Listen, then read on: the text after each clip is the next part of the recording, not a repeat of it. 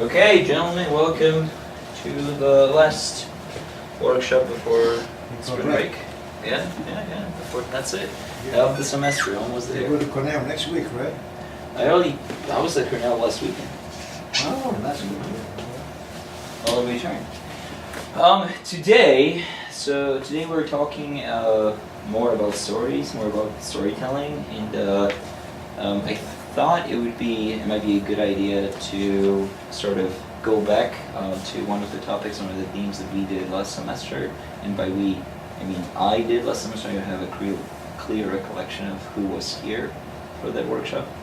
But that would be the oral practice, and it was one of the first workshops that I ever conducted.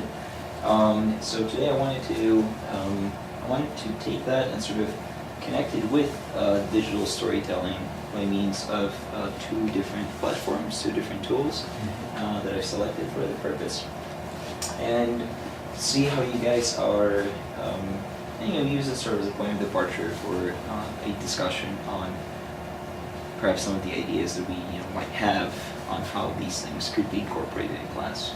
I have a few ideas on how to do it viably. I did go through a number of articles on that, so I will try to, with that in mind, guide the discussion. But it's mostly, it's yours as much as it is mine in that regard.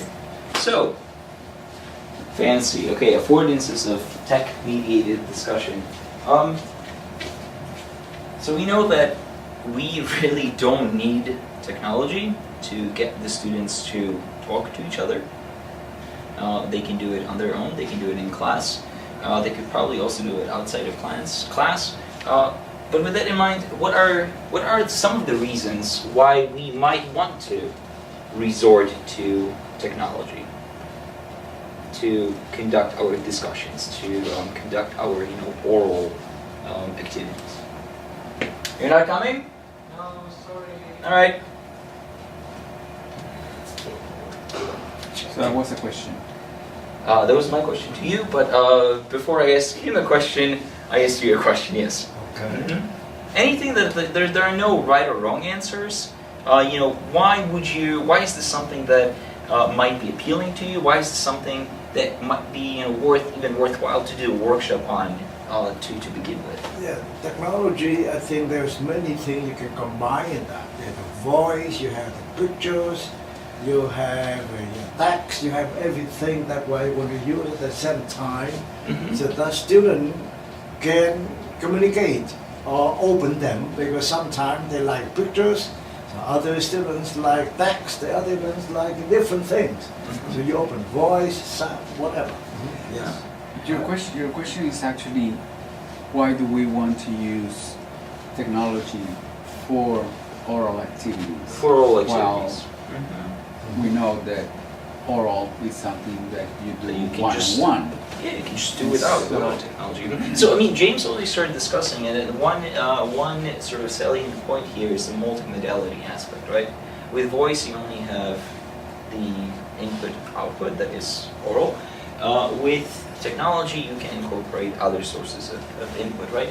Related to this would be, of course,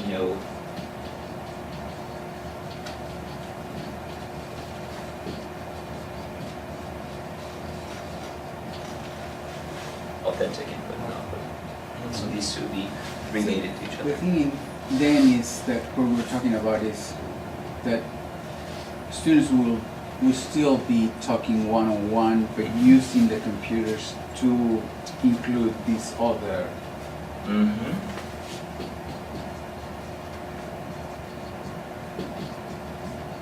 Inclusivity. And this is a very good point. This is one of the sort of biggest selling points of these kinds of tools, these kind of platforms, and that is that it allows your learners, allows your students a sort of equal opportunity to participate in discussion or in oral activities of sorts. Oftentimes it is the case that we have those students in class that are always very active. They produce a lot. They volunteer the answers. While there's also the other sort of the silent minority, sometimes even the majority, that do the exact opposite. So with technology, those silent voices could be brought up to the fore as well. Anything else? I do have a few answers here. One is, of course, the fact that we can use technology to conduct oral activities across different instructional modalities, right? And by modalities, I mean whether it's classroom, whether it's flipped or hybrid classroom, or completely online course. All these environments could benefit from the application of technology to conduct oral activities. Synchronous, asynchronous, and that would be sort of another way to, or another benefit of using technology. Whereas classroom discussions are usually, or oral activities are usually synchronous, by having them mediated through technology, we can have them so that they are asynchronous, which then in turn allows your students to think more about their output, gives them more time to engage with it, to structure it, to internalize it, and to sort of engage in it at a different level.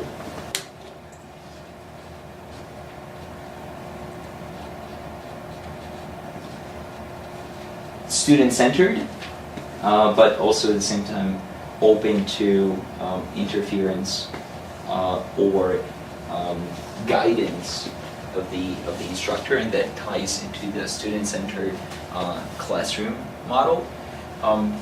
Having these sort of three ideas right here and these three on the board next to it, anything else that comes to your mind?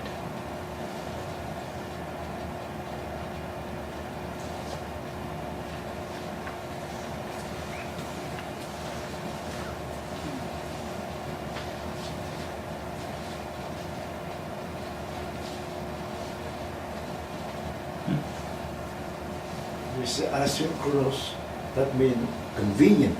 It's convenient for everybody. Whatever time Sure. they're available, they can participate. They don't have to be a specific time.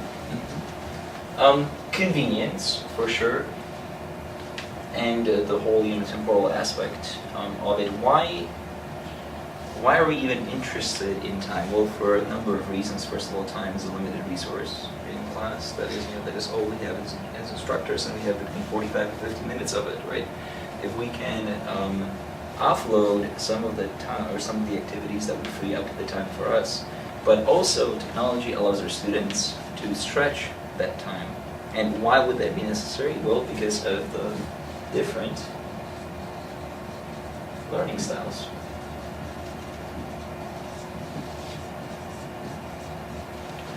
Some of your students are visual learners, right? Some of your students are better with oral output and input. Some of your students, actually most of your students, function with a combination of the two. What else do we have here? Equalize the class participation among students, positively affects student motivation. Oh yeah, well just any kind of well-structured, technologically involved activity will impact positively student motivation. Can you think of anything that you did with technology that did not do that? That actually discouraged students from participating, from engaging with material?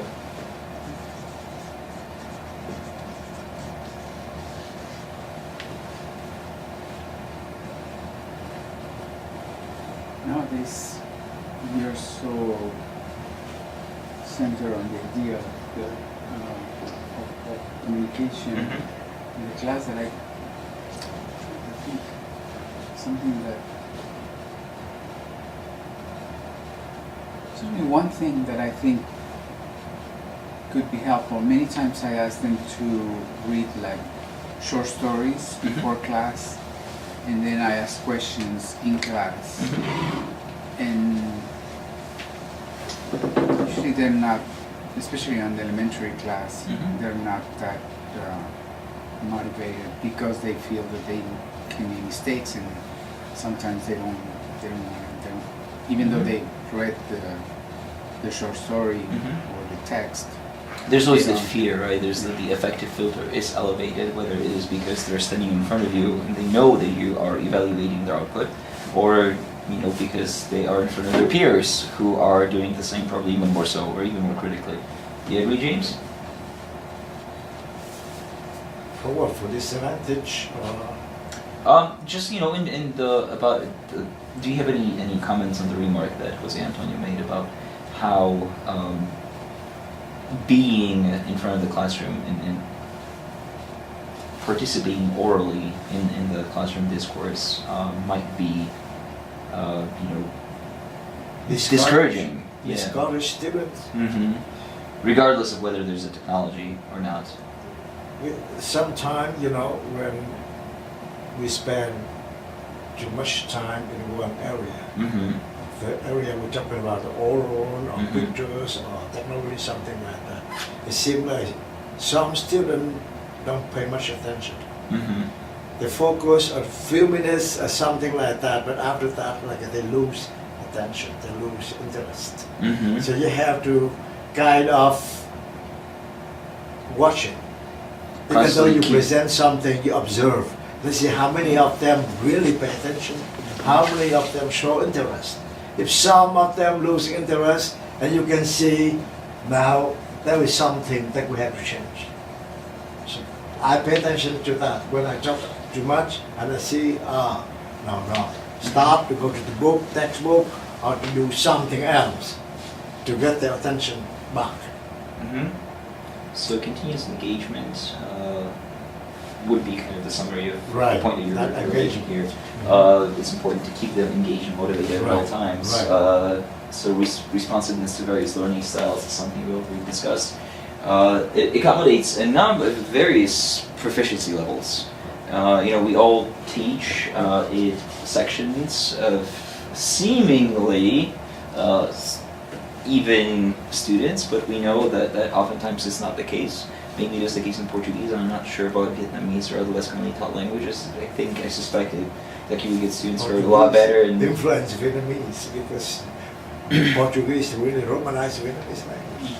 Yeah. well, that is Different story. that aside, yeah. That, Okay. but with this, you can have different level users and learners of different levels engaging with technology.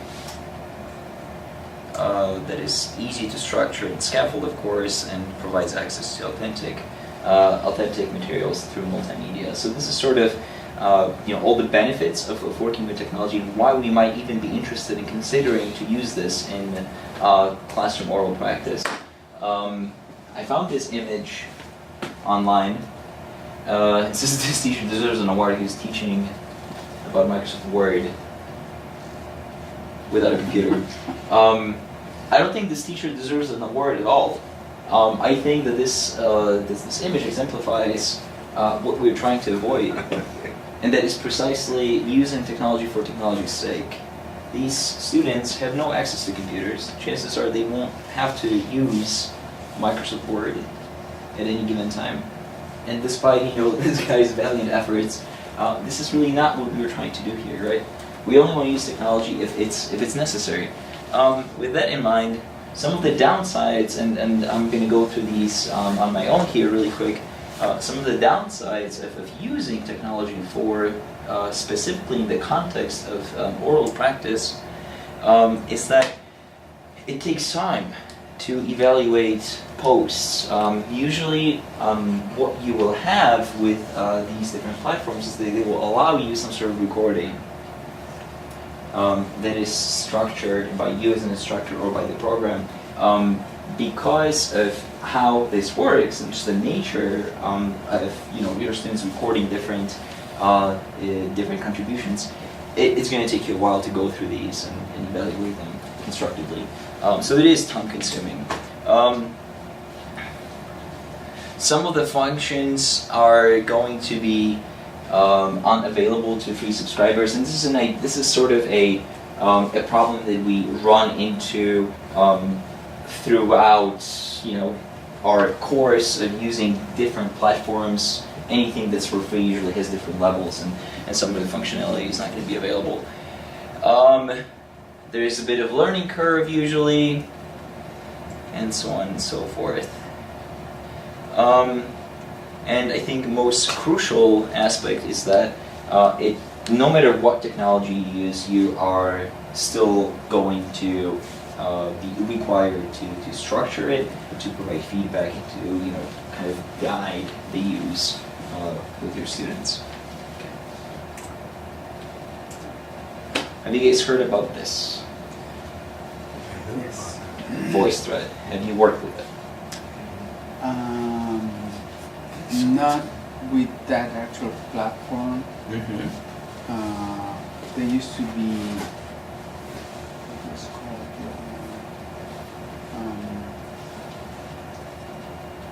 but no, I can't remember this. Okay. I think I did something before a few years ago, but I don't remember much. That's fine. VoiceThread is something that the university is currently working on incorporating in Canvas. So they're The what learning, whatever center, learning and teaching center. I think one time they put this up. I think, well, they might be piloting it because they are working with CUIT on trying to organically just put it in Canvas so that it's available for all instructors of all disciplines. But I think it's particularly salient for language instructors, and specifically in the context of oral production, oral practice. One way to think about VoiceThread is as a canvas, or a table, if you will, where you put a prompt. It could be a digital artifact, if you'd like, a picture, a video, a document, and then have students engage with it through oral communication, where they record different comments. So right at the top of your head, okay, well, this is something that will be asynchronous because of the nature of the recordings, but also critical and oral based. VoiceThread is it's actually pretty cool. Just like everything that we cover here, it is available and compatible across all platforms. However, if you're using it on a computer, it works best in Google Chrome. So if you have Very open Google Chrome. If you have Google Chrome installed, then you should probably open it. It is cloud-based. It is accessible from the browser. You don't have to install anything to use it. It supports over 50 file formats, meaning that, like I mentioned, this virtual table that that's sort of the centerpiece of this platform. There are over 50 different types of things that you can put on it to have students start interacting. Synchronous, asynchronous, Canvas, I mentioned that. And then one of the points that the research constantly keeps mentioning is that it has been noticed to promote community formation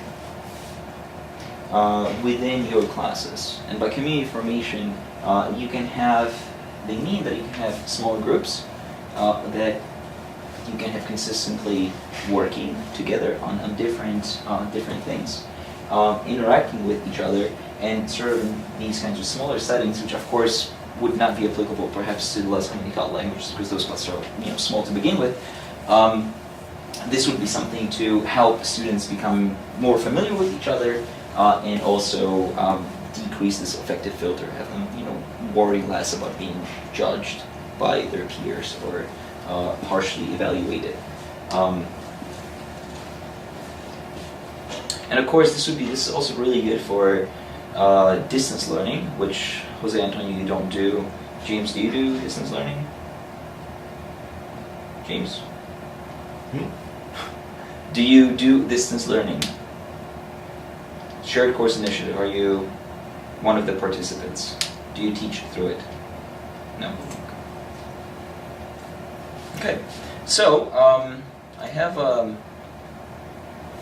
VoiceThread prepared for you to in this very short video recorded from my office computer, I would like to invite you to think about how VoiceThread can be used in mediating oral communication in a language classroom, specifically in the context of communicative tasks and activities. So let us take a few minutes now to discuss and brainstorm our ideas using this very tool. Thank you. Okay. So that was a recording that I quickly put together. So you already see that this allows you, one of the things it lets you do is record your face. You can start a conversation literally from your computer by recording a prompt, having your students start with it. Now, how do you interact with it? So, again, you would need to set up an account on voicethread.com, and that is something that I'm not going to go through because it's pretty intuitive how you do that. This is available for free, so you don't need to pay anything. Of course, if you want to have access to sort of more elaborate functionality, you're going to have to pay extra for it. But what I would like to do right now is to have you guys interact with it, and even if it's just for a few short minutes. Let's see. I would like you to go to this URL right here. It is voicethread.com. You can see it right here, voicethread.com/share, and the number is 10514304. So this would be the number of this presentation. I'm sharing this through you, or with you through the screen, of course, but as an instructor, you can copy and paste it to your Canvas and have your students access it that way. And then once you've accessed it, you should be able to interact with this particular slide, with this particular voice thread.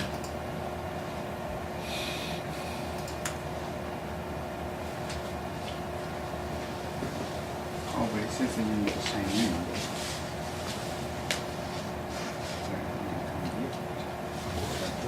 Go. Oh, is it the case? Let me see. Voice thread. I'm gonna close this. Go here. Let me check the permissions. Allow anyone to view and comment. Yeah, link. Who has access? Anyone can comment.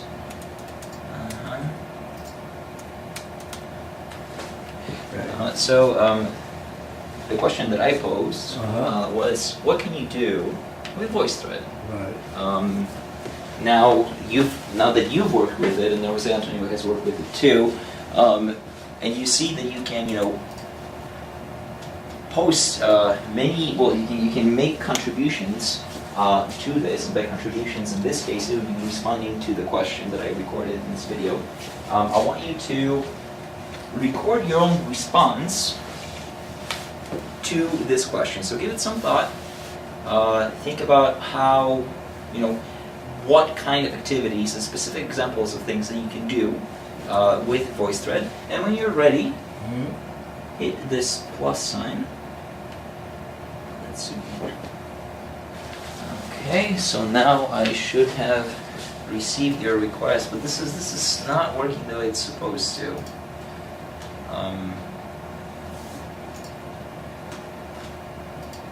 Okay.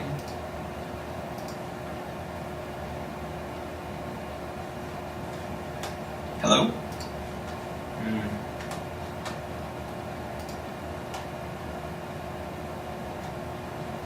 Make a copy, edit. Now.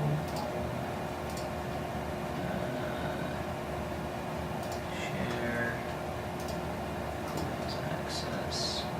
Yeah, see, anyone can comment, anyone can view.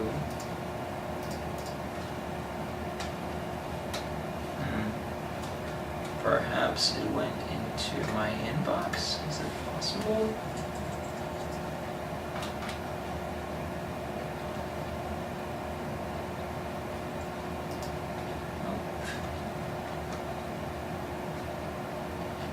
It did not. Okay. Not really sure. I'm gonna have to look into it. Okay.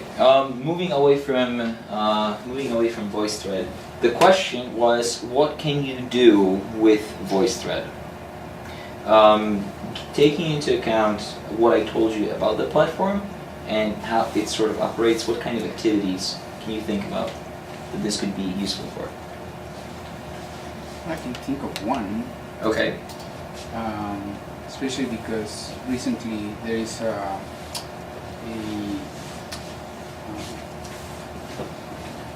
exhibition of a Brazilian painter from the beginning of the 20th century at MoMA, and I asked my students to go to MoMA, and they had to write, the second composition was about the experience, just talking about a bit about the artist, and then talking about the experience in the past of going to the museum and choosing one painting. So I can see if there was one painting in particular that was the one that most of them liked, then create something like this and start a conversation about that particular painting where everyone would have to participate. James, can I have your attention? Okay. Thank you. Did you hear what Jose Antonio said? No? I was talking about... We were talking about ideas and things that we can actually do with VoiceThread, which I think is pretty important. Okay. So the thing is, there is an artist right now at MoMA, and I asked my students to go and see this exhibition. It's a retrospective, and they had to write a composition about this artist and about the experience of going to MoMA in the past tense. So according to what Simon was saying, how can I use VoiceThread? And that the first thing that came to mind was, because they had to choose, on writing the composition, they had to choose one painting that they like, and they had to tell me why they like that painting. And so I think I'm sure that because there are not that many paintings, that most of them, there's going to be one painting that was liked by a majority of the students. Right. And then get that painting, and you can do an exercise here in VoiceThread where we all would talk about that particular painting. When the student write about that, whatever you ask, That artist. right, We're not writing ideas. No, The students. Yeah, but that was before. That was a previous activity. Okay. Now I'm gonna choose from what they wrote because I'm writing. And you put I'm it here. reading, and I'm gonna put one painting, the one that was liked by most. Okay. I'm gonna put it in here, and then we all are going to talk about that painting. Okay. So it's not, the topic of this workshop is not writing, it is oral It's about the conversations. ideas. To He's put talking. something there and to share with all the students. To discuss it orally, right, with everybody recording their Right. responses to their input. Okay, so structuring around art and having students participate in the exchange of ideas about the painting, pretty good idea. It could be, I don't know, it could be a debate perhaps, or maybe a description, or they can exchange their ideas on how to, I don't know how this particular painting relates to another painting. In the context, so linking this to storytelling, we could also use, let's say, a YouTube video that is open-ended and have students collectively talk about how a particular story can end. Right? We can also do it with, and I will go back to the other slide that I have. I have no idea why this is not working. Stupid VoiceThread.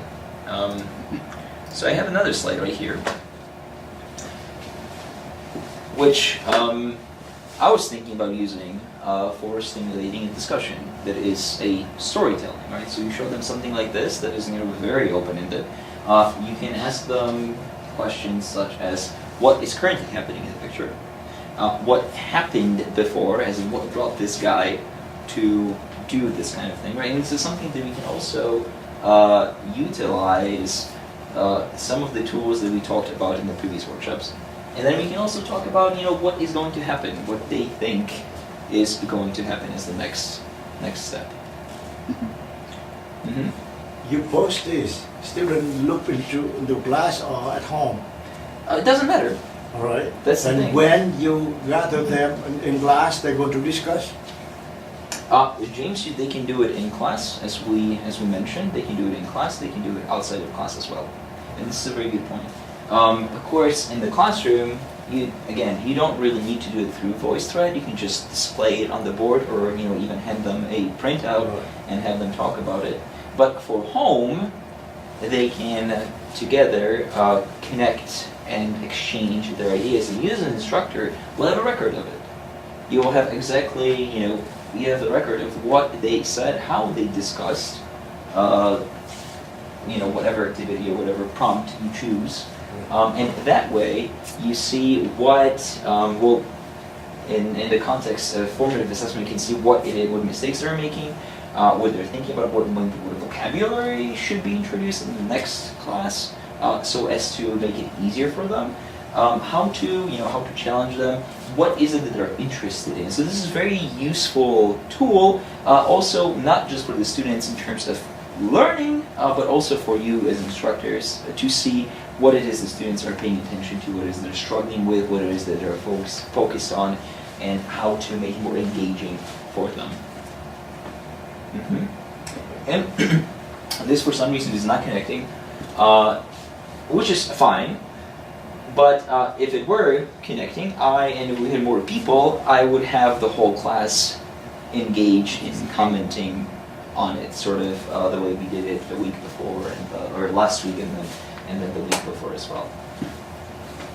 Okay, so this is VoiceThread, and I do have, and I will share this with you too. I do have a list of ideas for activities in which I came up with, in which VoiceThread could be utilized. It's very good for introductions at the beginning of each section, at the beginning of each semester, rather than going around the room. You can day one you can assign them a set of questions or a script, whereby they will go to your VoiceThread link and introduce themselves to the rest of the class. Discussions, debates, again, pretty obvious. This is something that we already talked about. Instructor and peer feedback. So one way to, of course, use it would be for you as an instructor to monitor their output, because it'll all be recorded, and then you will be able to comment on their mistakes and on their overall performance. But by the same token, their peers could also do the same thing. I'm still thinking about the introductions because I think that would be a good thing to do. Mm-hmm. So what they would do is they would say, I'm so and so, and I'm from my name is Jose Antonio Castellanos, and I'm from Mexico, and I teach at Columbia, and I am 61 years old, and which is all the things that they learned on the first class, and they can put this.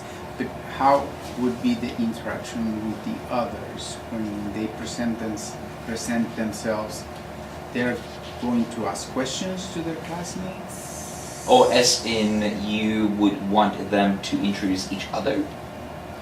Oh, I see. I mean, that is something that could be done through the various comments that students can post beneath their own contributions. But yeah, I mean, for introductions, this is pretty interesting tool to use for sure. James, do you have any thoughts, any ideas? Okay. Self-reflection is something that we have not really talked about here very much, but the VoiceThread can also be used to that end. So the sort of meta dimension of learning, where students pay attention to and actively evaluate their own progress, from the beginning of the semester to the end of the semester all the way through, VoiceThread could be used to record that. And this is something that once submitted, it's not going to go anywhere. They will have access to it, and then they can see how they've been moving forward, how they have been progressing. Homework assignments, project presentations. Well, I suppose project presentations would be more suitable for kind of flipped distance learning courses, where students cannot be physically present in the class. Storytelling is something that we already briefly talked about as well. And these bullet points might be helpful in structuring the storytelling, so we can present them with a digital prompt, and by that I mean a photograph or a short video where you can ask them questions, or you can have them talk about the alternative ending. You can also, what is important here is you can use that to make them think about what they want to do with the story, and by that I mean whom the story will be addressed to, what kind of vocabulary should be used, what kind of register, what kind of genre, what would be the audience, and so on and so forth. This is something that seemingly could be engaged at higher proficiency levels, though there have been attempts and studies that show that this could also be effectively used with beginners and lower intermediate learners. I think I remember I did something before with VoiceThread. Mm-hmm. I assigned them, I think, the final. They watch a kind of video Mm-hmm. on YouTube or whatever, a short, 5-10 minutes. Then they rewrote it in whatever Vietnamese language. Mm-hmm. And on their own, then they record it. They submit this to me. So I watched it and I corrected. How was it recorded? Was it just their video? Was it recorded with Yeah, video they cameras? recorded the video. Before that, I don't think they have. We don't have the cell phone yet, Mhm. but they recorded something Mhm. and they put into this. And I watched and I looked at their text Mhm. and make correction. Mhm. Then they go back, they make corrections and record it again. They submit it. So this would be a good idea. Rather than with VoiceThread, rather than submitting a recording directly to you, they can put it on VoiceThread and then make it available to you to comment on it Right. orally. Right. No, there is some. I don't. Well, I don't know how it was in case of your Right, project. I I'm don't- talking about I how don't this could be remember- used in the context I of this remember platform. vaguely that the teaching learning center, they have some area that I can make comment on that. Then you get back to them to the student. The student saw that and they make correction because I make that in red or something different Mhm. color, and they make corrections Mhm. and they resubmit it. Okay. Well, that is also perfectly doable with VoiceThread. Mhm. However, this is not in the context of oral practice. Right. This would be written. What we're trying to focus here is oral, but it is also something that could be done perhaps if you would like to provide feedback orally, then VoiceThread is very suitable for that. How much time do we have? 5 more minutes. Okay. There is another tool that, in my experience, that I like a lot more, and it is a lot easier to use. Well, it's a lot more intuitive to use than VoiceThread. It's called Flipgrid. If you have your smartphones, I want you to open up your camera apps and point it at this QR code.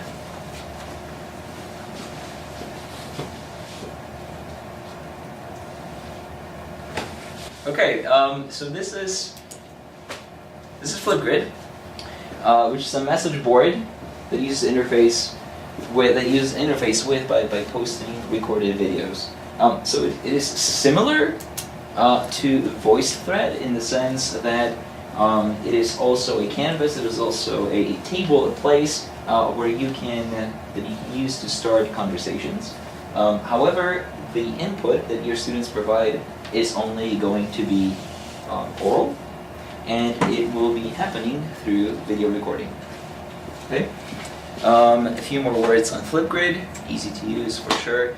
The way this is structured is that, first of all, once you've logged on, and again, this is something I'm going to let you explore on your own, once you log on, you will be asked to create a grid, which in the context of Flipgrid is a synonym for a group.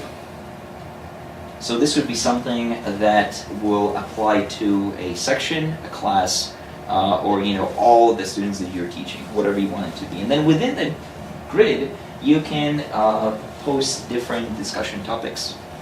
Each topic represented with a different prompt. So what I gave you access to is a grid, or is a topic that is prompted with a picture of a broken spring for a spring break. And if you scroll down beneath it, you will find a question.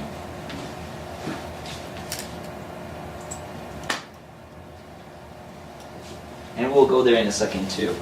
I'm going to give you a moment to read that question, and as you're doing that, I will say that each grid can contain an unlimited number of prompts. So you can have you can post unlimited number of questions, and then within each question, you can have unlimited number of answers. Okay? And what's cool about Flipgrid that Voicethread doesn't necessarily have is that it has an extensive database of ideas for how this could be used in class. So you already have access to it, and there's already a question that I posted. The question is, How was your spring break?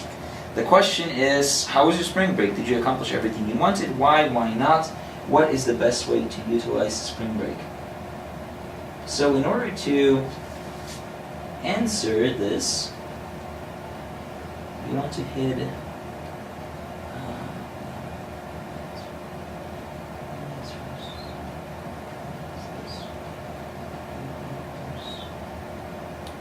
here we go. You should have a big plus sign on your screen.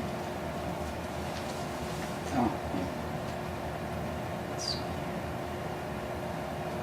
Okay, if you hit the plus sign, now you're recording. So the question is how your spring break was. Okay, and as you're recording, James, I'm going to ask. It went too fast. We need more time. But I get what I really plan to do. I review the lessons and prepare for the final for students. Okay. Okay. Oh no, now I'm sorry. Now you're recording, so you can. All right. So I spent a spring break very successfully, but a little short because I prepare for the final.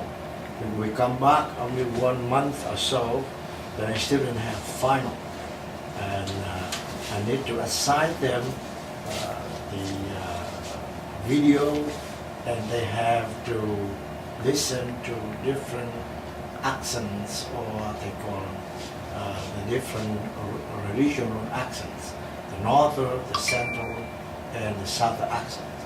And they have to select one of them to make the final presentation. That's it. That's it. Pause. Well, Okay, and then hit the green arrow. And then one more time. And then this would be your selfie here. That will present itself as your post. Okay. Okay. Another arrow. You fill out your last name. There you go. Successfully. Wow. Okay. So this is one way to mediate a discussion, which sort of fits in with the with what Voicethread does. Of course, if I want to, and I deliberately chose this activity for something that you can do with your students as they return back from spring break. Exactly. This is excellent for me.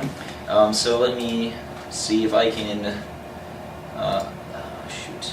close. Let me see if I can record 1, 2, allow. Okay, let me try. Do you have a flip code? Do you have a flip code? Flip what? Code. Gold? Code. With C, code. I don't know what it is. Flip code. Just enter flip code. Flip code! Oh, yes. We used a rather than the code, we use a QR code. So if you hit this Oh. and point at the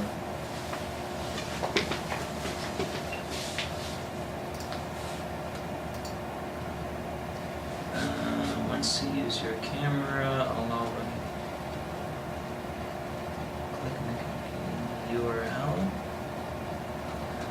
And bar at the top right as well. Okay. Let's see here. Here we go. Done. Okay.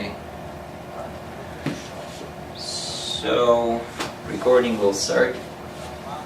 So over the spring break, I have been working very hard on research, curricular materials, presentation topics, and events for the Language Resource Center here at Columbia.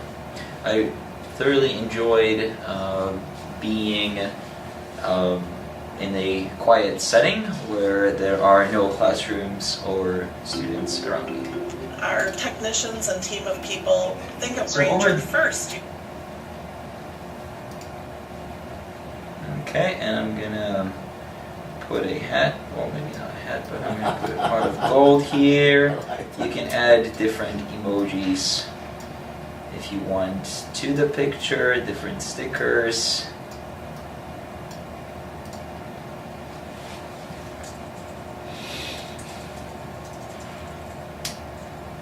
Title optional, submit my video. I got it. I got yours. And you all should see each other's, and you should come up right there. You will notice that it allows you to record 1.5 minutes of conversation, which usually is more than enough. In other settings, 30 seconds. With a paid subscription, you will have access to different time intervals that you can then manipulate. One thing that you can do with Flipgrid is you can also make a Google Doc available for your students where they can collaborate on ideas for things like storytelling, because again, the framework for this is how we can use these tools in oral practice of storytelling. Okay? So I'm going to switch back to the PowerPoint here, since we are out of time.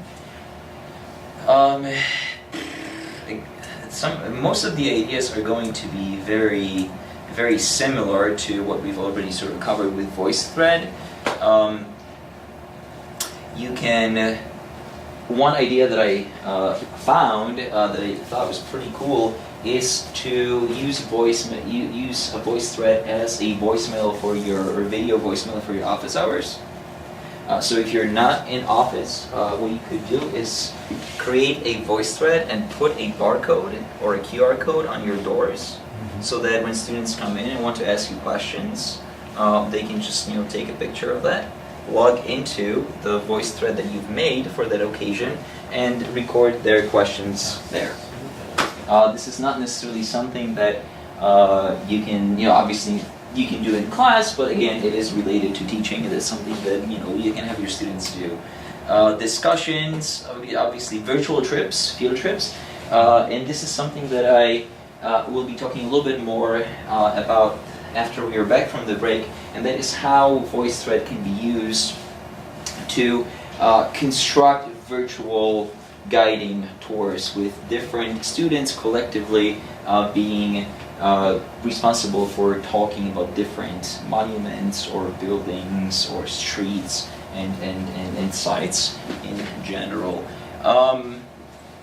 You can use this if you want to, of course, bring students together as a community in your class, but it is equally useful to, if you teach multiple sections, to have students in multiple sections of different abilities and different skill levels. Again, in Vietnamese, probably not as much, but in Portuguese for sure, interact with each other and talk and respond to each other's input. Again, this is something that would have to be scaffolded and structured, but it's certainly doable here. And of course, formative assessment. I'm going to skip this part for teaching and learning objectives. And because we are very much out of time, I'm going to stop right here. If I caught your interest with VoiceThread, I would be happy to make myself available to help you with it and go through how to use it and how to incorporate it, integrate it in Canvas, if you will, or to structure your activities with it. This workshop will be, I think, on YouTube. I would like to maybe do it again after the break, if there are more people here, because I realize that many people are not here today with us because of the break. So we will see. But on that note, thank you for coming today, and that is all I got for you. So what is obrigado? Where's obrigado? Oh, I don't know. I found this online.